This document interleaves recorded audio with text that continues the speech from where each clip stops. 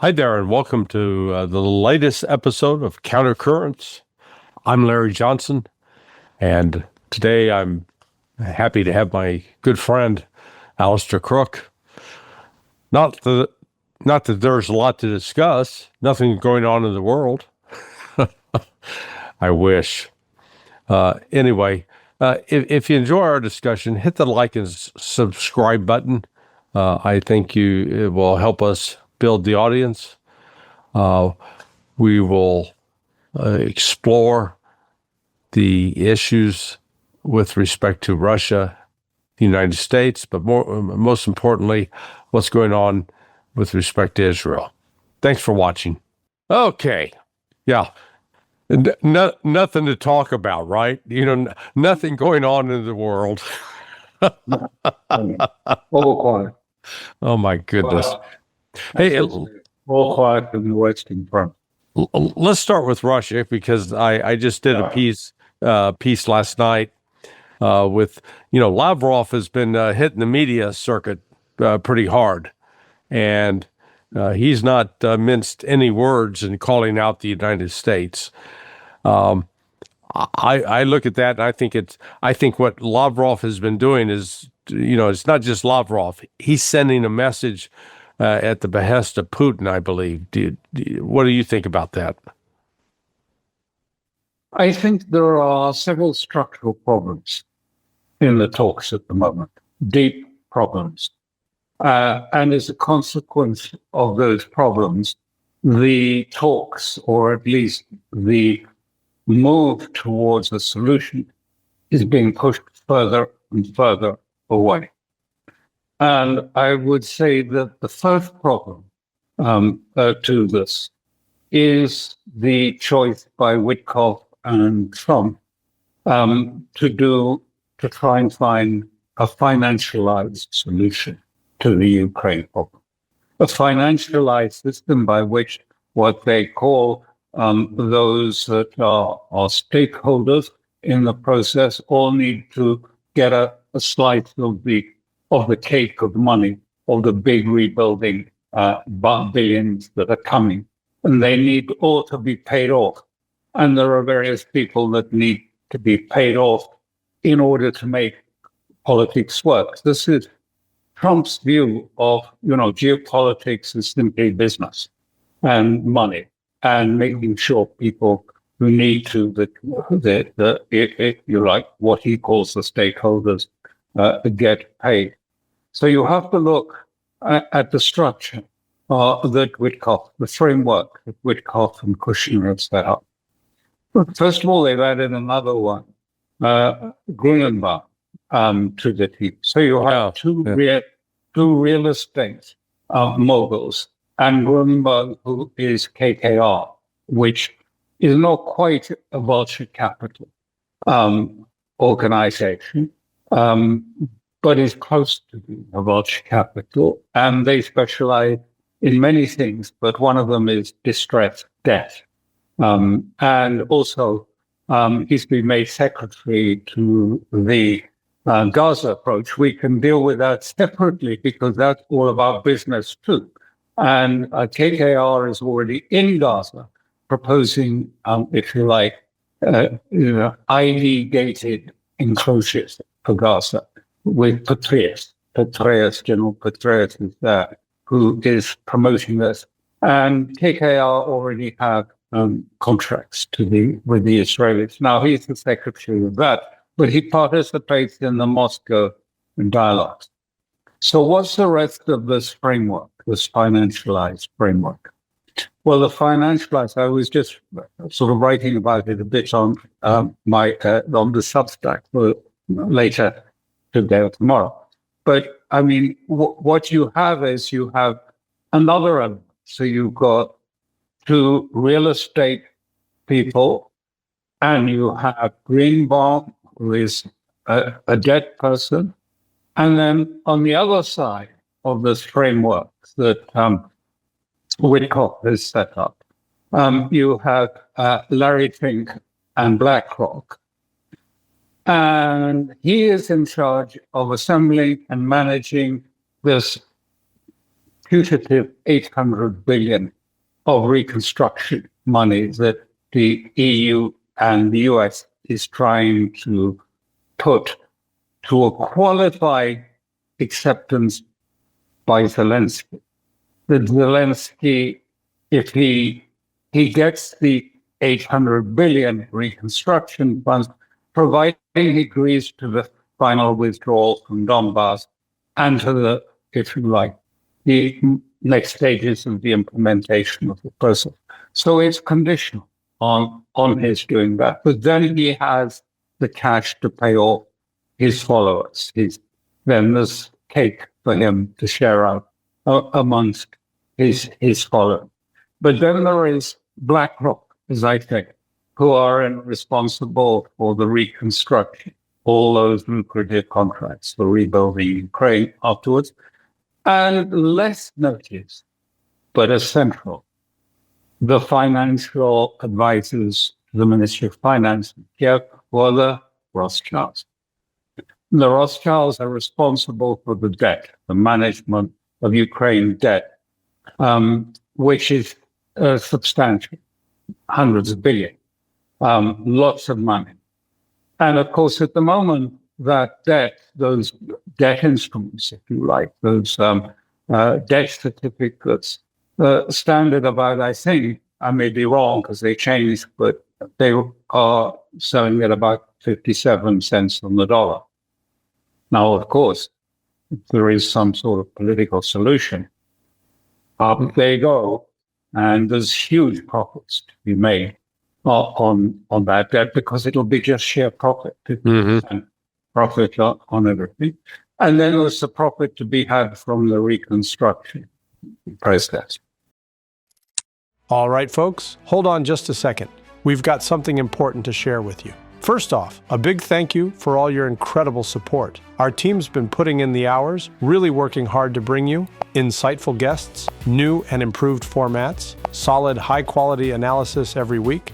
Our next goal, hitting that 100,000 subscriber mark and getting that silver button. Let's make it happen together. Every like, comment, share, and subscription truly helps us grow and keep improving. All right then, let's get back to the video.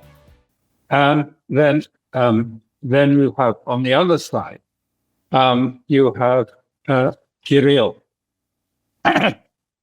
Kirill, who is the head of the Wealth Fund.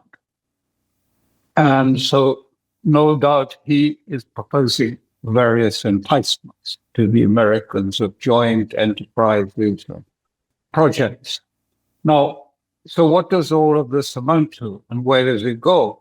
What it amounts to is, I think, that, this is a decision by Moscow that, we understand the mechanics of the Trump administration. It's money, money, money.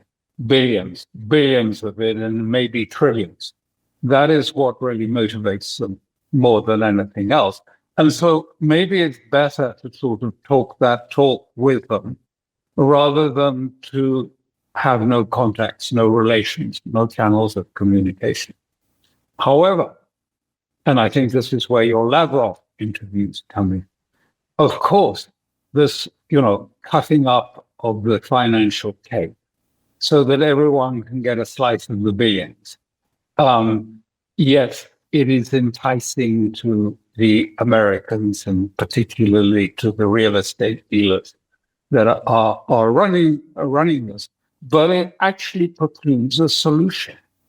This is the point, and this is why I think Lavrov is so angry, because it precludes a solution to the problem, because it doesn't deal with the fundamental element, which is what is the boundary of NATO in this present era?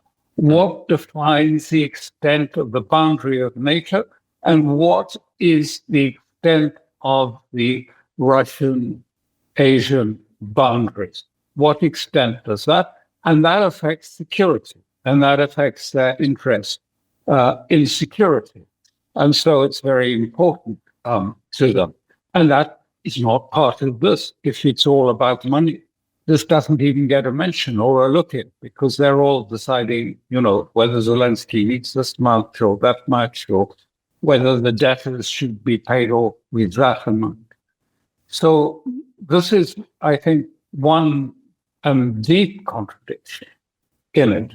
The second deep contradiction in this process that is in train at the moment is, of course, that America has become more and more about dominance, global dominance, not just Western Hemisphere dominance globally, in the context of a debt problem and a devaluing dollar problem, so that they are more insistent on dominance than ever they've been before. They want dominance. It's not just about the Western Hemisphere. It's about, this is why now. I mean, tankers are being, if you like, stopped, and there's new sanctions on Russian tankers. The British are trying to sort of seize tankers as they pass through the channel. The dominance of the supply lines, global supply line, dominance of natural resources, energy resources in particular. But this dominance, again, is flatly contradictory to the idea of a new economic or global structure, which is multipolarity. Multipolarity and American dominance just don't work together. Right. So right. there's this contradiction in the process.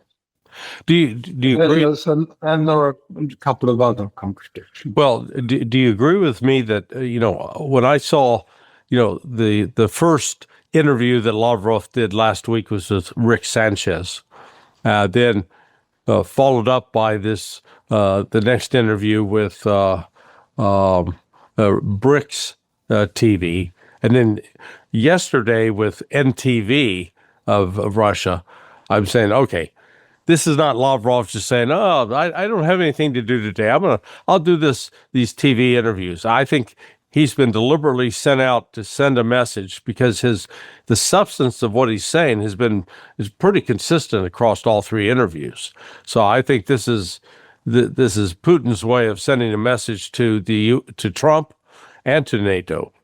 What do you think about that? It's certainly, most unquestionably, he's saying that a solution is getting further and further away, and as things stand, as America sort of pivots to more dominant posture, as their troubles rise economically, and then start to sort of seize tankers and other things, we're on a path to escalation, and that is extremely dangerous. And he's warning, we're on a path to escalation. But I think in that, he is also, I think, deeply frustrated by this, business approach to geopolitics, because business approach doesn't take account of the fact that we are where we are because people have invested blood in getting to where we are. Russia's invested blood in Ukraine. And, you can't just say, the debtors, they're going to get a better deal, and there's going to be more built, there's going to be more, construction built companies and people like KKR and BlackRock who are going to make billions of it. This just doesn't resolve, a deep-seated problem with deep roots.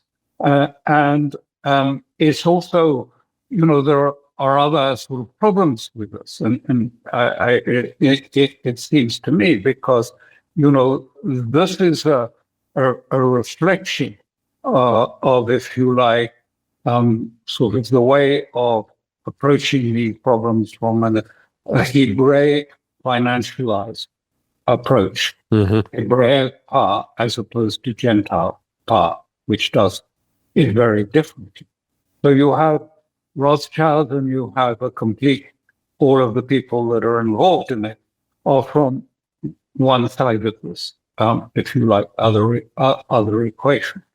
But again, the problem with that, and while the contradiction comes in, is, I mean, as you will recall, a group like Russia, there's no love lost for Russia or Putin. From them, they lost a lot of money through UCOS. When UCOS was met its demise at the hand of Putin, and the assets which had been guaranteed by Jacob Rothschild were transferred to the state sector. And equally with the European Union, all of these are avidly behind the idea of the legal entity of Kiev has to persevere. Otherwise, all of that debt is a write-off. All of that rebuilding, means nothing if there's going to be a new government. And Lavrov and Moscow as a whole has said it's inconceivable that we can establish in the long term a modus vivendi between Moscow and Kiev without a change in the nature of that government in Ukraine. There has to be a change in that. Then we can agree all sorts of things and we can enjoy normal relations. But while that extremist government stays in power, undoubtedly we'll be heading back. It's just another war that we can predict 2 or 3 years later. After they've been rearmed by the West, we'll be facing another war. So I understand Lavrov's frustrations clearly and say that they are well based, because I've listed those elements. And it comes also at a time of great Western weakness because of the Epstein scandal. Yeah. And that's my third circle, if you like, of context to the whole, to the negotiation. This is kabuki theater for sure. It's all based on, passing around, musical chairs of money, billions here, billions there, billions somewhere else, and doesn't touch on the main key issues that need to be resolved if there's going to be some sort of political settlement there. And this is a structural problem. It's a problem of real functional problem in the approach to these negotiations, that they put aside real issues, reality, all of the issues, that have got to us, the root causes, the context that has brought about war in Ukraine. They put that aside and said, it's all right that the key players are going to get a big payoff during this process. I guess, does that resonate for you? Or? Oh, yeah. No. Ray McGovern and I have had a difference of opinion, and I think I've been vindicated now, because clearly Lavrov was not doing this on his own. He was, at a minimum, he was coordinating with Vladimir Putin, if not acting on Vladimir Putin's orders, because the language, what he's been saying in these different interviews is pretty tough towards the United States. Especially yesterday when he said, "Hey, we're moving in the wrong direction as far as relations with the United States." I thought, whoa, pay attention to that. Well, it hasn't worked. This Trump, New York real estate and methodology of politics. It works in New York, and probably, that's what you have to do if you want to do business there. But, real politics, the politics of war and conflict, are quite different from that. And, and so actually, Witkoff and Kushner and the Rothschilds and the BlackRocks and the Greenbaum, all of a feather, are actually, not bringing about a solution to it at all. They're actually moving us towards escalation, moving Russia towards escalation. So I'm not surprised at all if Russia has decided And all the signs that you picked up are absolutely right. Russia has seen, what's going, the writing on the wall, and it needs to get out of this. And I think there's a lot of people in Russia who say, "What the hell are we doing with all these talks with the real Right. estate people in Russia?" I mean, what do they know about Ukraine? What do they know about geopolitics? What does Grunbaum from KKR know Yeah. about that old guy? Yeah. I mean, so I think, there's now sort of people had enough of this tactic. The problem is, this Trump doesn't know any other way of approaching it. He doesn't know, apart from, if you like, he occasionally pivots towards the Kellogg approach. Oh, the only thing Russia understands is pressure. More pressure and more pressure. They're weak, they're on their knees economically. Right. We need to put more pressure on until the whole thing breaks. And, who knows then? And I'm sure there'll be people amongst that group who'll be so pleased, shall we say, UCOS indicate if Putin finally goes. Well, our mutual friend, Sergei Karaganov, he's taken a victory lap. I mean, I would argue he's been vindicated with his view that, the West is not to be trusted. And Russia has no future with the West. It's all to the East. And what we're witnessing now with respect to the economic markets, the financial markets, the I guess the demise of the post World War II economic system, it's well underway. I think it will only be in a few years that we'll look back and say, oh yeah, this is when it happened. But it's happening right now as we, each day passes, we don't realize how dramatic the financial changes are. They are dramatic. And, all this week, and this is why I think, they're also looking at the administration, seeing it is in a degree of desperation, because every couple of days there's a sudden crashing market. Then it recovers a bit, and there's something else that causes the crash. The latest one at the end of the week was the bond market causing a crash. Mm-hmm. And they're desperately, Besant is desperately going around, like the farmer, trying to put out a fire here in the stock market, in some of the AI valuations of things like Microsoft, trying to put out a fire in the bond market. He's going everywhere trying to put out a fire in these areas. It's trying to keep the thing going. But, Russia sees all of this, and it sees, an increasingly erratic administration, sort of veering from one place to another place, to back again. They, I think, need to pull back from us, the West, and need to look at this in a very sort of clear-headed way. And I think, they are right.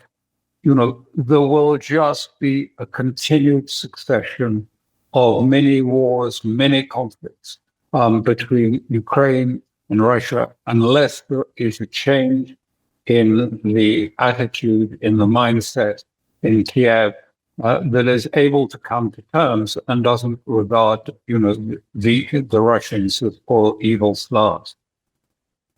Well, what do you make of that?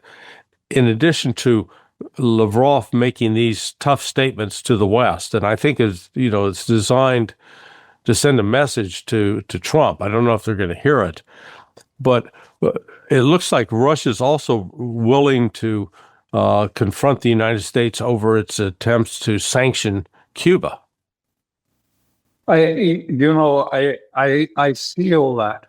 But I feel, I used to be in South America. I stayed there for several years, in both in Brazil and in Colombia.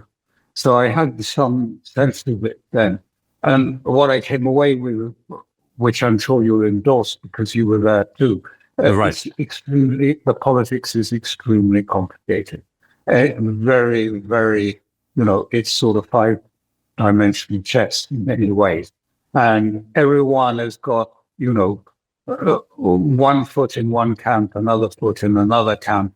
And unless you're aware of all those details, it's impossible to say. But it looks as if, and that's what, I think Russia is also fed up about this. I saw, people in the Duma are saying, we've got to stop this America First juggernaut, which is rolled across Venezuela. It's rolling across Cuba. It may try and roll across Iran. Otherwise it'll be us next. It'll be rolled across. So I think there's a growing sort of sense of real anxiety of that. And I'm sure, and I wouldn't be at all surprised if, say, the two Sergeys had been in touch and thought this was an important message to give. I think the message is actually probably as much geared towards Russia and Russian people than it is, because nothing's going to change in America for the time being, not until either this administration comes to an end or there's some sort of upheaval domestically. It's very uncertain in the United States. You know better than I about that. But we're all looking at this. We're looking because we can see even in Europe, political structures are being just overturned and collapsing. More so in Europe, in fact, probably in the United States. But there's total, dysfunctionality. Nothing is functioning. Nothing is working now. And there's a huge, group of young people who are getting, who feel totally disenchanted with the political elite, with the establishment. And they think that, the economic system is rigged against them. They think that it's run by billionaires and that they don't care a fig for them. These are just units in their account. And they know there's no one to save them. And so how this is going to work out in the United States, you've got an idea, but I think, they don't feel, the parties are Tweedledum and Tweedledee, and so they don't look to the Democrats to rescue them. But they had thought that somehow Trump, in his strange, way, actually communicated. I don't say that he did it, but he communicated. Yeah. Well, I watched many of those when he went to those huge campaign meetings, and he did. Even though the language I find difficult to sort of connect into, but they did. They connected into what he was saying. But now he's not seen as their savior anymore. It's finished. So it's really a desperate situation. So I think that again underlines what Lavrov said. Best to pull back from the West entirely. Tell Macron he's not wanted. Just get on. Just get on. I don't know whether, how the war is faring exactly, because it's so hard to do it. It's such a new type of war, drone war and things like this. They're now on sort of flat agricultural land. So suddenly things can move very quickly one way or the other way. And it's very difficult unless you're there to really, once you got past the defensive line, then you're on, the flat, probably waterlogged or snowbound, empty space. And you could sort of run a motorcycle across it in half an hour. But at the end of that, you'll probably face a drone facing it right in your face. So it's very complicated to see how the war is going. But I mean, to all an extent, it's going as it should do. And I think the effect of putting the electricity literally at the margin will make it much easier, because when it comes to Zaporizhia or some big city like that, there won't be the problem of having lots of civilians in the city. They will have gone looking for some heating and some water and some the essentials of life. So it's much easier to manage the taking of a city if it's emptied of civilians. I have been over the last 2 weeks. Every Tuesday I participate in a Zoom call with a group, about 35 people, and they are, I would call them luminaries. These are people who are very active in finance, and we've had an Army general, and then yesterday a Navy admiral. And good Lord, the disconnect from reality is shocking. This Navy admiral yesterday, I'm not going to name him, but he was talking about how Iran has caused millions, I'm quoting, millions of casualties in the West. And I'm going, what? He was, and this is an individual who is actually, he lived in Iran when he was a child. So he knows Iran, but his perspective on Iran and what's taking place, it was just so disconnected from reality. And I had to get off the call in frustration because I wasn't going to confront him and embarrass him.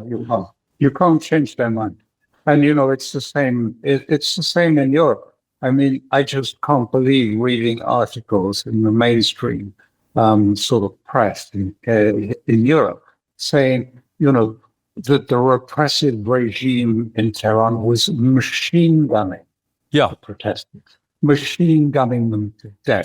30,000. Yes, or more. They say maybe it was 50 now. I mean, the propaganda.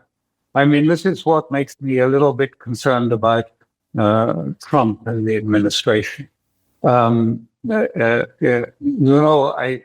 still say that for him to agree to your colleagues' pressures to go to war with Iran, it will not go as they expect and will not be a short war.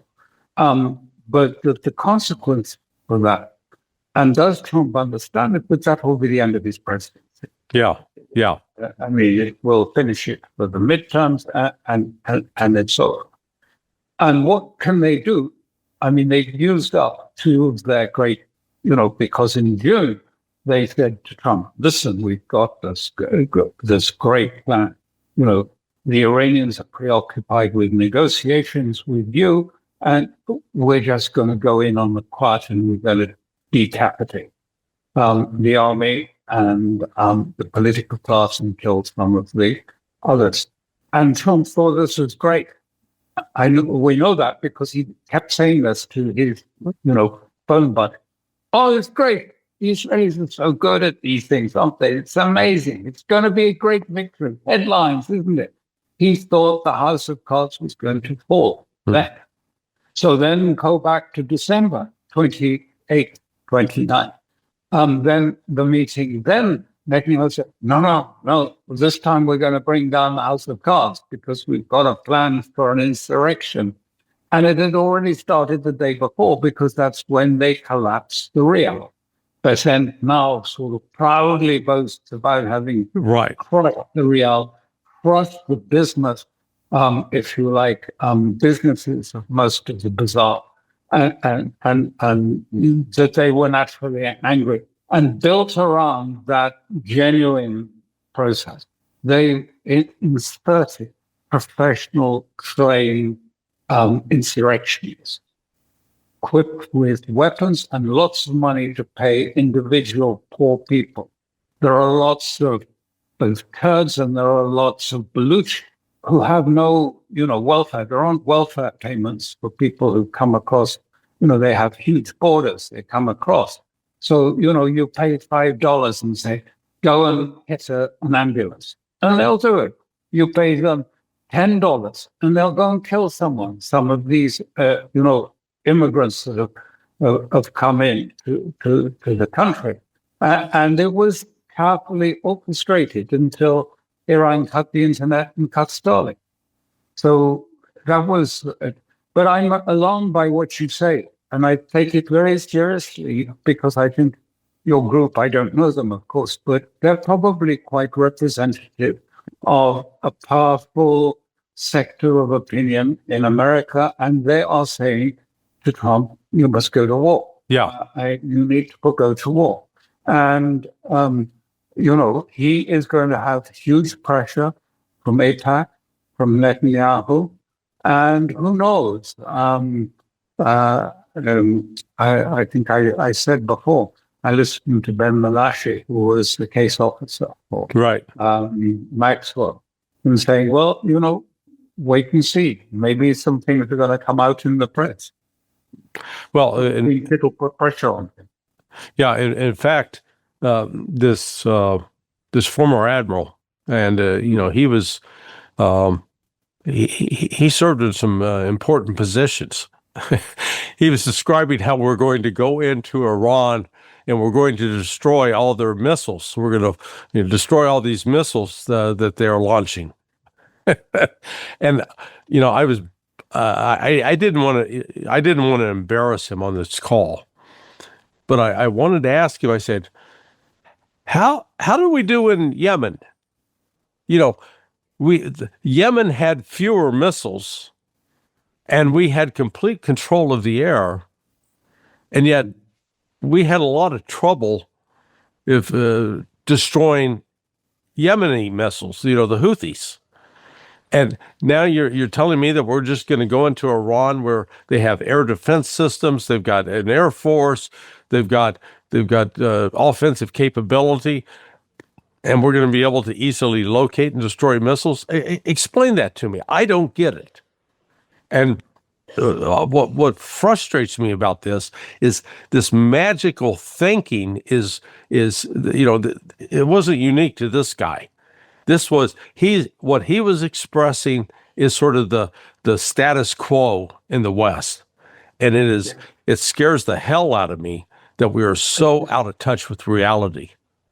But it's something much deeper. I think this is I try to write a little bit about it. It is the sort of mechanical way of thinking we have in the West, that everything is if you like, is a dependent on another variable, and that they are deeply connected, and that therefore arguments are sort of like a washing line where you hang out your arguments and your experience, and then you feel that's scientific, the pseudoscience. Oh no, we're very scientific about this. We've looked at all of the papers, we've studied all of these things, and I know what I'm saying is true. And I'm not prepared to other you by saying something different. Mm-hmm. So there is no otherness. I mean, it's just, I've done my correct procedures, scientific procedures of having read the New York Times and the Wall Street Journal every day. And so I'm confident that I know exactly what is happening. I mean, you still see it in other areas of life when they just keep saying to you, oh, yes, but the science shows that this is true. And when it's probably, if it's climate change, it's almost certainly wrong. But I mean, people try and tell people about, climate change and say, well, maybe it's something to do with the sun. Oh, come on, the science. We all know what's causing it. Yeah. So we have this, and it's the same in the area of security and defense. I think it's the same sort of sense.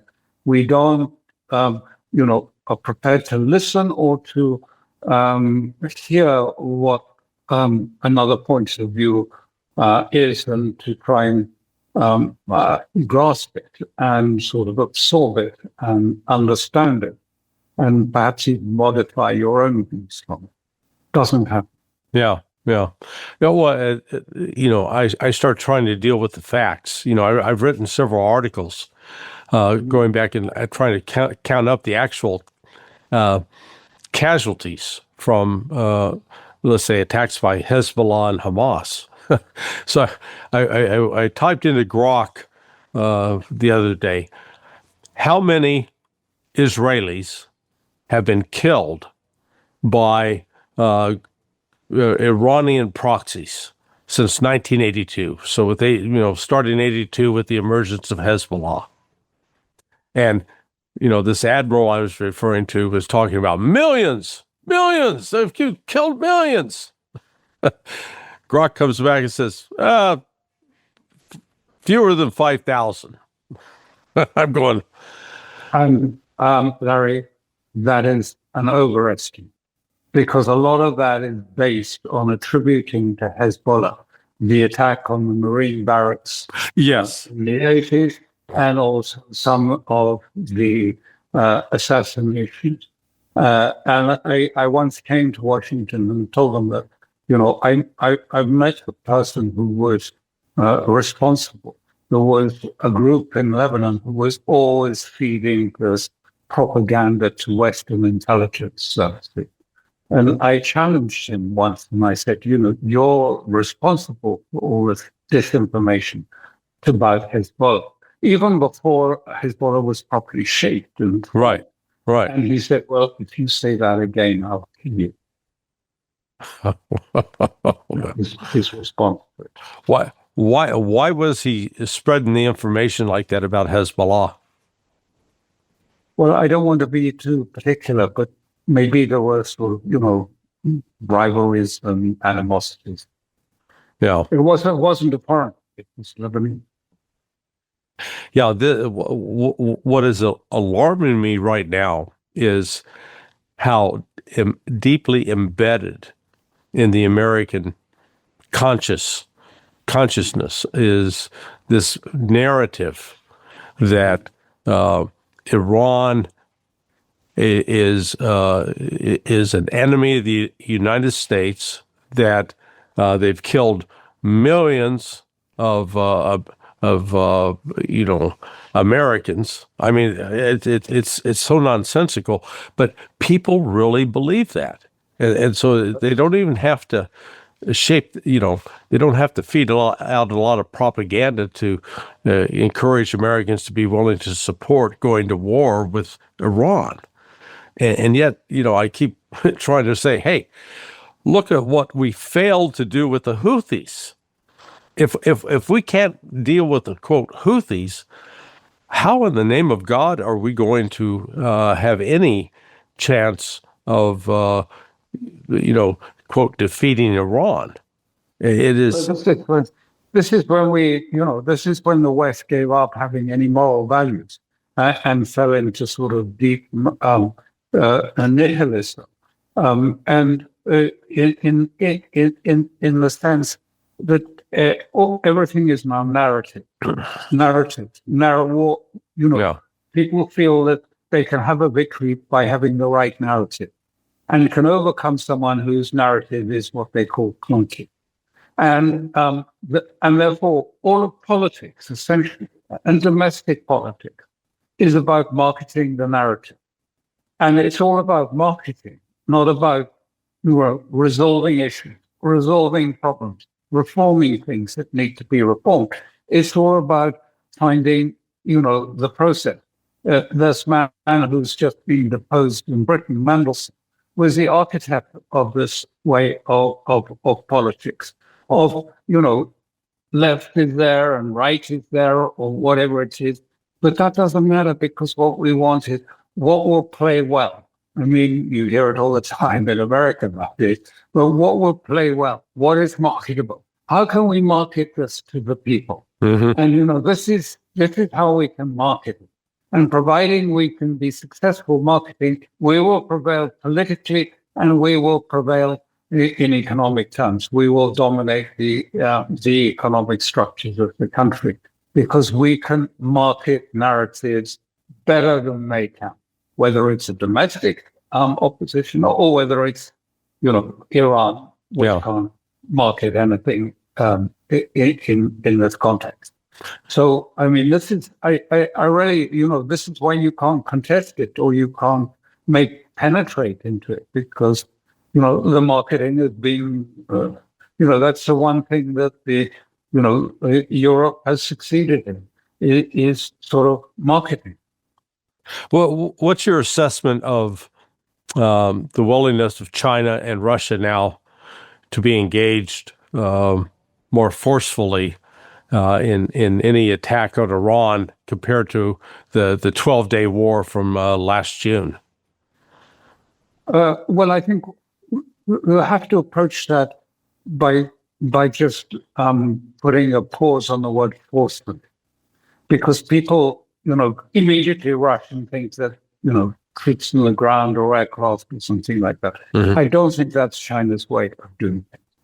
I think that both China and Russia are completely tight-lipped on exactly what they have given to Iran.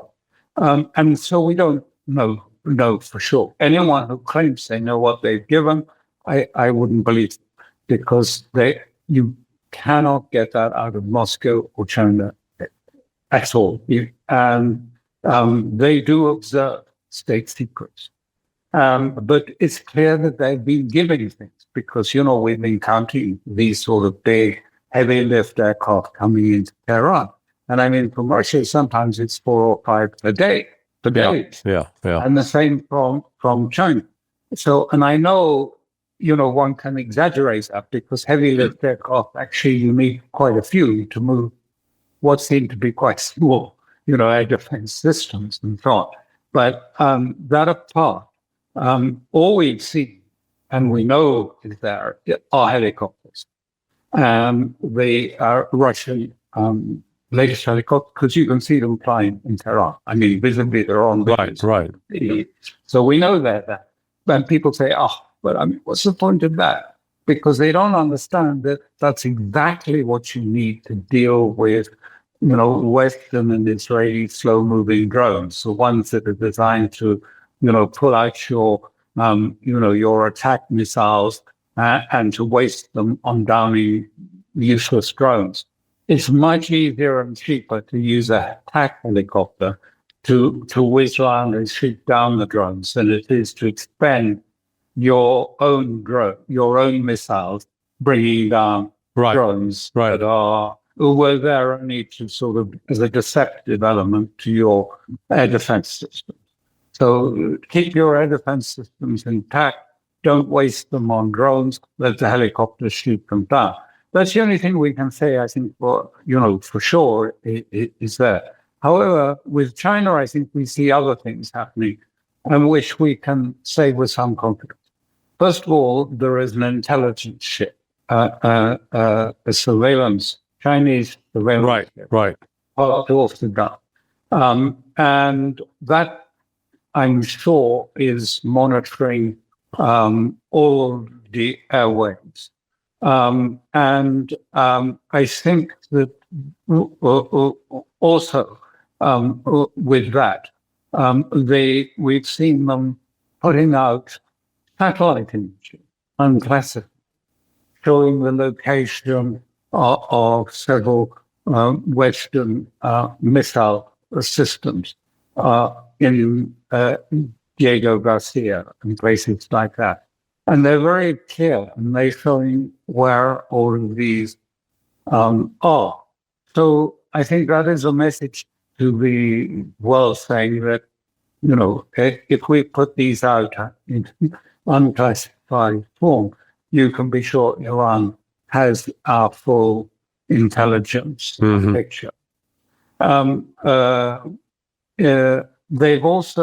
has switched and reduced from Western GPS to, I forget the name of the Chinese one, Huawei or Beiwao, likely dyslexic. I probably got it the wrong way around.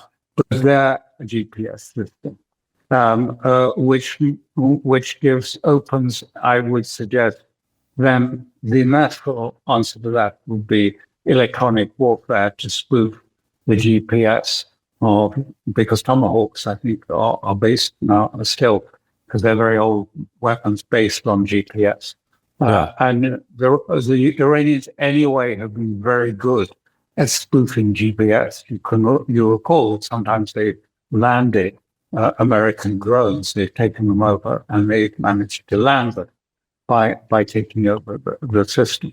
So I think that shows you two areas. Then there are two destroyers that are taking part in this, coming Chinese destroyers who can take part in this exercise with the Russians. I mean, as you rightly noted, this is an annual thing. But let's forget that it was an annual event which was provoked by the sense of forthcoming American aggression against Iran. So it is tied to it, even though it's an annual exercise. It was all about, deterrence. So that will be there. I don't know what effect, but undoubtedly, I think, the Iranians feel they're in a position of strength, and so I think Trump faces a very difficult time today. Later your morning, a meeting with Netanyahu, because first of all, we know his predilection. He wants quick, clean operations. In, boom, out.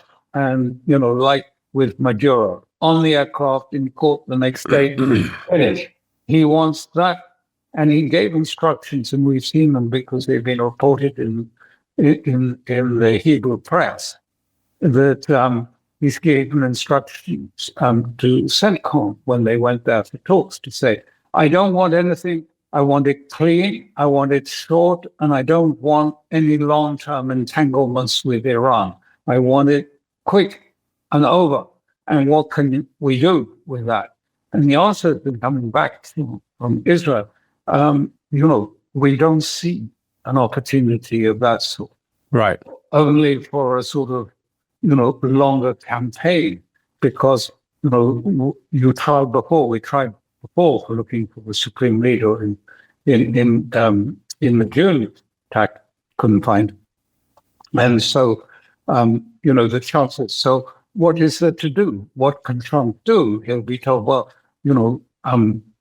actually the assessment in Israel, because they're sharing intelligence, the assessment is all about the threat from missiles and diminishing the threat from nuclear issue. Netanyahu is actually saying to the Americans, he's saying, we're not concerned about the nuclear weapons actually at all, because the threat from these missiles, new missiles, almost makes nuclear weapons redundant. These are more effective and they're cleaner, and so we're not worried about it. It's only the missile. You've got to deal with the missile alone. So he's presenting Trump with something, a program which could end his presidency. And so I think, given the sort of his approval ratings and the problems in the financial world and the volatility there, he may be pretty reluctant to go through. Are you all right for time? I see you all right. No. I was just checking. I've got RT on in the background. I saw a different story popping up. So I think it's very difficult to see the thing. So I suspect we'll get more of this theater. I mean, maybe he'll say, well, we'll go back to the negotiations. And of course, now, we must have the missiles on it and the proxies on it. And Iran will say no. They will just say flatly no to that. I'm sorry, we're prepared to talk about the enrichment, not the basis of it. We insist that we have the right to enrich uranium, but we can talk about the methodology of enriching, maybe, but nothing else.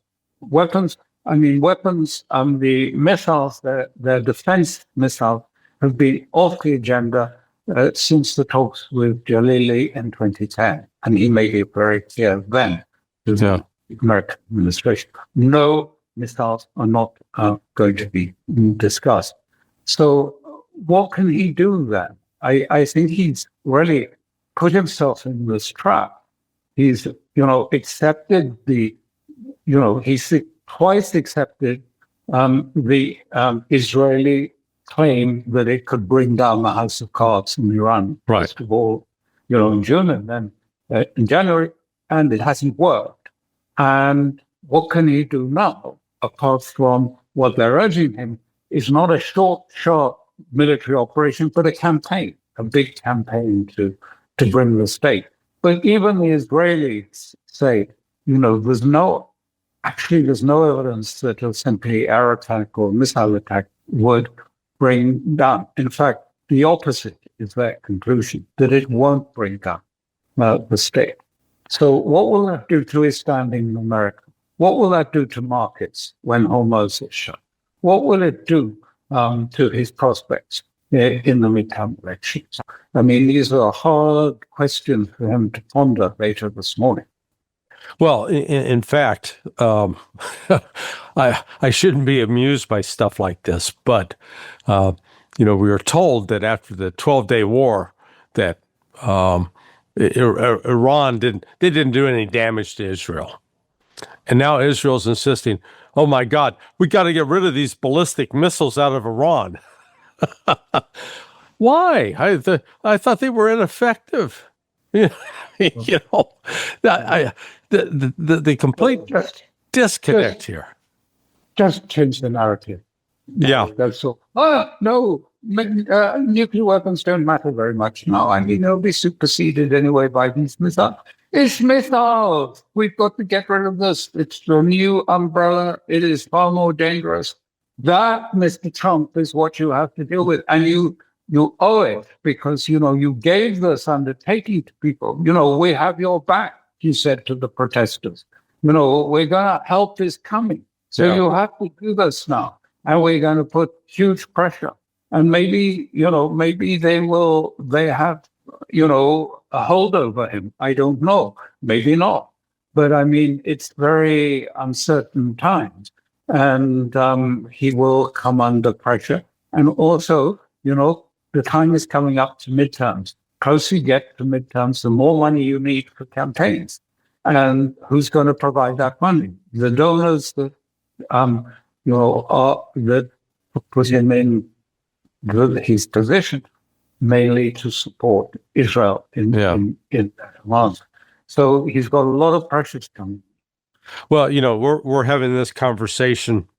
It's Wednesday morning, East Coast time, Wednesday afternoon, Italy time. What do you think is going to come out of Netanyahu's meeting with Trump? Do you think he's going to be able to persuade him to go to war? My sense is no.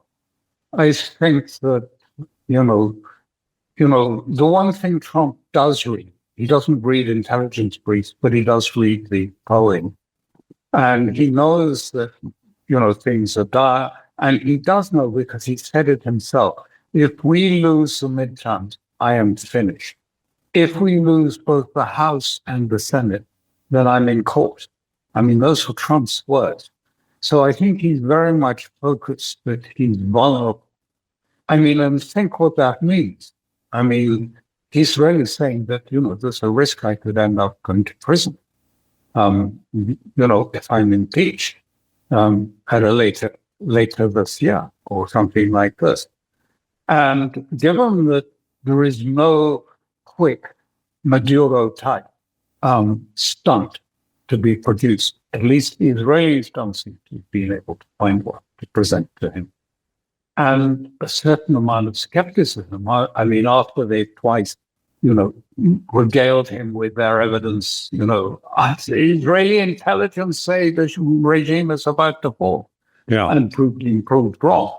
I think that, the most important thing for him now, apart from the approval, is to keep the stock market up, because that's where all the 501k of the middle class are sort of engaged in that. And the last thing he wants is, that's why they're doing everything to run this thing as hot as possible to keep it up, because the last thing he wants is the stock market to suffer a major turn downwards, which would affect middle class.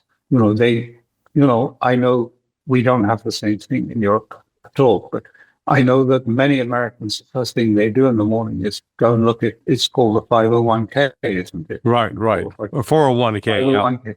Yeah. 401k, and see, how their pension and how their savings are doing. And if those are starting to really go down, he will be worried, because it doesn't matter whether it's a right or a wrong judgment, it's always been Trump's judgment that most matters most to this key constituency in America, the middle class. The young are probably lost to him, the under 35, but I've got to keep the middle class happy. And it's the stock market goes down. And what's the stock market going to do if Hormuz is shut suddenly? I mean, it seems to me pretty obvious. Well, and it's not just that; it's what's going on with the commodities market, particularly with gold and silver. This, in this digital age, there's this, what they call the arbitrage gap, where if you've got a price of silver in London, for example, that's at paper paper versus physical. I mean, it's just it's. I think the big thing that has just happened in the financial side is the Chinese have quietly instructed their banks to lower their holdings of U.S. Treasury. Yeah, dump the treasury bills. That is a huge no confidence vote in the dollar that will reverberate around central banks, with China is starting to disperse its U.S. treasuries. So, he is in another trap, which is the financial trap, because he wants to keep interest rates down, but he's spending like mad.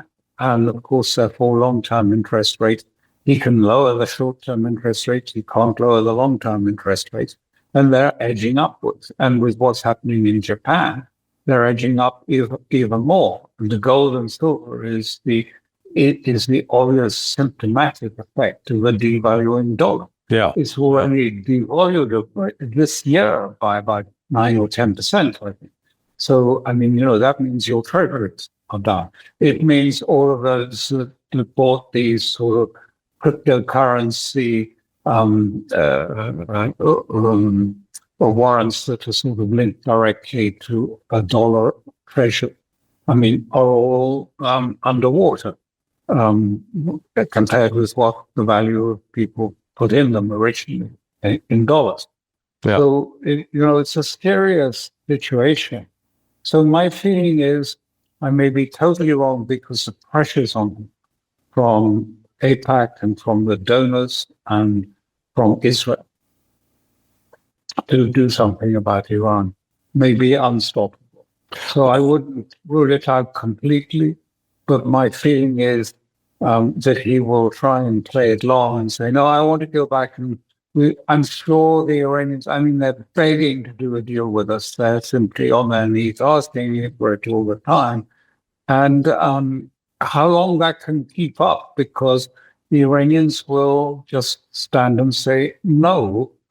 They did it already this month when they tried to shove them into that Istanbul setup to get them to accept the Israeli agenda, the Egyptians, the Turks, and the Qataris. And that failed. And the Iranians said, no, okay, no negotiations. Yeah. Okay, no negotiation. If you insist on a missile, no negotiation. And Yeah, then where does he go from there? yeah. I mean, they called the U.S. bluff. Of course, what alarmed me, and we'll close out on this. This fellow Stephen Bryan, Stephen, I like him. He's our age. He was the Undersecretary of Defense under Ronald Reagan back in 1981, 1988. And normally when he writes his pieces on Substack, he's pretty analytical. He doesn't get emotional. But reacting to the latest round of negotiations in Oman between the United States and Iran with Witkoff, I mean, he just went on. He lost it. He was excoriating Witkoff and just, this was a disaster. He likened it to characterized the Iranians as Muhammad Ali, in rope-a-dope, where Ali would sit there and take all these punches and wear out his opponent and then, beat him bloody. And that told me right away that Trump is under enormous. If someone like Stephen is reacting this way, I can just imagine what the Miriam Adelsons and all the hardcore Zionists are doing with respect to Trump. Do you think he can resist that pressure, or is he going to succumb to it? I don't know. It's just, I can't get inside his head. But don't forget, there is a very desperate Israeli prime minister, too, equally desperate. You should read some of the things that Ashley writes about. Yeah, I just saw it. In fact, I saw it last night. Yeah. Because they're so different from what you read in Haaretz and Ynet and things like that, which is much more sort of geared to sort of say the right thing, but, putting in a few hints. But I mean, he's really desperate, and the state, the Israeli people are, so divided and so angry with each other. I mean, bitterly angry, and blaming him. And it's now coming to a head because this, the hostages have gone back. And so therefore the inquiry on 7th of October can't be stopped any longer. So he's trying to gerrymander it so that he runs the inquiry and it will then blame the sort of senior command of the military. And they're up in arms, and so all the sort of Ashkenazi forces against him. Elections this year, and everyone is saying, that and Gaza-gate smells of treachery. And I mean, those hard language, it is, in a way, I mean, it's not parallel in any direct sense, of course, but just as sort of the Epstein scandal is causing turmoil in the United States. All these scandals in Israel are doing the same in Israel. I mean, people feel as strongly as Americans and Europeans do about Epstein, about Netanyahu, his handling of 7th of October, and also the failures in Gaza, the failures in Lebanon, the failures, everywhere. And so he's desperate, and what he will say to Trump later today, I suspect he'll say, if you don't do it, if you don't do that, if you go back to negotiation, I will disavow you. I will say you haven't got a kosher certificate for that, and I will mobilize. You will not only not have Israel's support for negotiation, but we will go against you. And that not because there's a veto, but because simply the whole of the right wing in America take me and Israel as the litmus for their position in the States. And it will go against you. And so we will do that if you try the negotiation track. And secondly, I might attack Iran anyway if you refuse to do that. And if I do that, let's try and stand away from that and back off and say we won't join in. Good luck with that. You won't have a chance. You will be forced into it, and forced into it from a disadvantageous position. That's what I believe he's going to say. Yeah, no, I think you're right. By the time, we're recording this on Wednesday morning. It'll be out probably tomorrow. But the world will be changing, I think, by the end of the week. I don't see how we avoid an escalation here. I hope I hope I'm wrong, but Why? yeah, it's going to be ugly. Hey, my brother, I appreciate you taking your time to chat with me. People love you. I don't know if it's not just the accent, okay? It's not just the cool British accent. It is. It's just, yeah. No, it's the knowledge you impart. So it's I appreciate you doing this, and we're trying to educate people, and they tune in and listen. So thanks so much.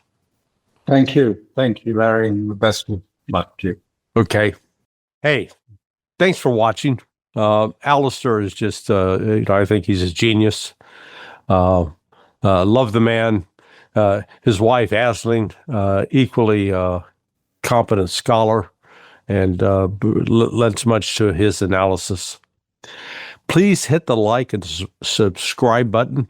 It'll help build the channel, and I appreciate you taking time to watch.